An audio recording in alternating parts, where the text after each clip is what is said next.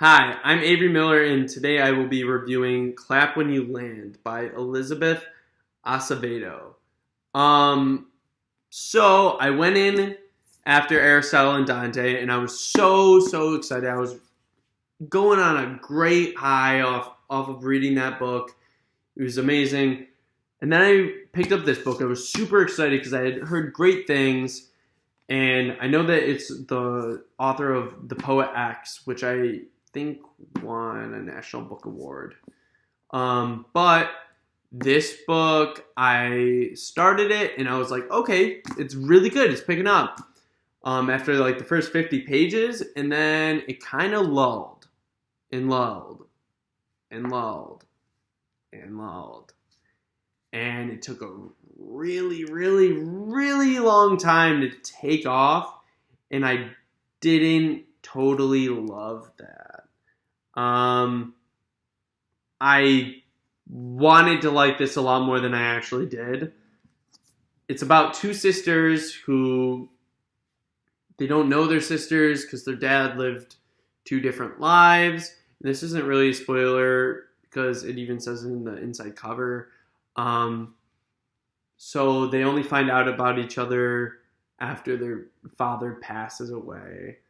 And that happens right at the beginning, and it continues both of their stories. And one of theirs I found super interesting, Camino's, and then the other, Yahira?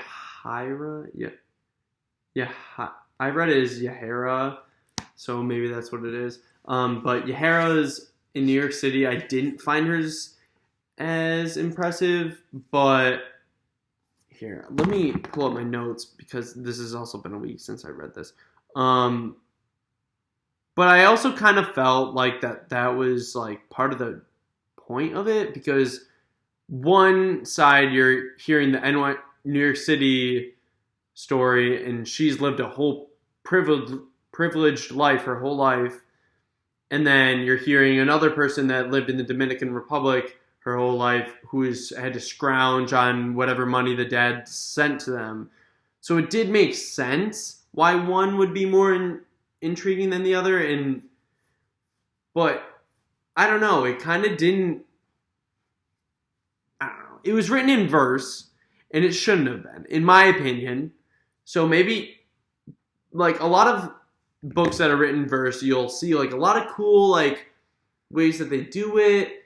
It kind of just took up space, in my opinion. I think that it could have been a 200-page book and written in like you could have just condensed it instead of a 400-page book. But I don't know. I'm not an author, so maybe I'm completely misreading that. But I didn't say I don't think it was a waste. Sorry, I just here it is. So it was written like a poem, but I mean, nothing really was supposed to rhyme, but it seemed broken up in a sense that it just didn't really mesh, in my opinion. And there didn't seem significance after what they were emphasizing, and I was kind of lost on why it was written in verse. I said that it started very interesting, but takes it until page 300 to really pick up speed, and then it lulls again until 388, and then I was like, oh wow, it's really picking up, and then it was over. It does teach. Okay, so I taught the reader a valuable lesson that we all lose people, and we can either make that divide us or bring us together, which I do believe that this book has great like lessons to be learned by it. I would never teach it. I would keep it in the classroom for someone interested in this. There's just not enough to teach. It kind of goes on what the people in the Dominican Republic are going through, not completely. And I feel like I personally had to do a lot of research to actually understand more about it than what was given to me. Like the patron saints of nothing did it perfectly, where they gave you what to research, and it was just totally like transparent that it was trying to do that, whereas Clap When You Land didn't give you the same little little tidbits, but sorry, I'm running out of time again. Um, in the end, all loose ends were tied up, but I still felt like the book told the wrong story of what I really wanted to hear. So much of it was spent explaining almost nothingness. Yahara's story was so boring to me compared to the hardships and struggles Kamino was going through. However, that's the purpose, I think. We're supposed to see what really is the problem here, and that is Kamino is in the good... I switched that up, I think. Okay, here's my spoiler alert, so I'm just going to briefly go through this. I will say that while I liked the ending, it felt as if coming to America was the solution and America was a saving grace. I personally don't feel like it's that great right now.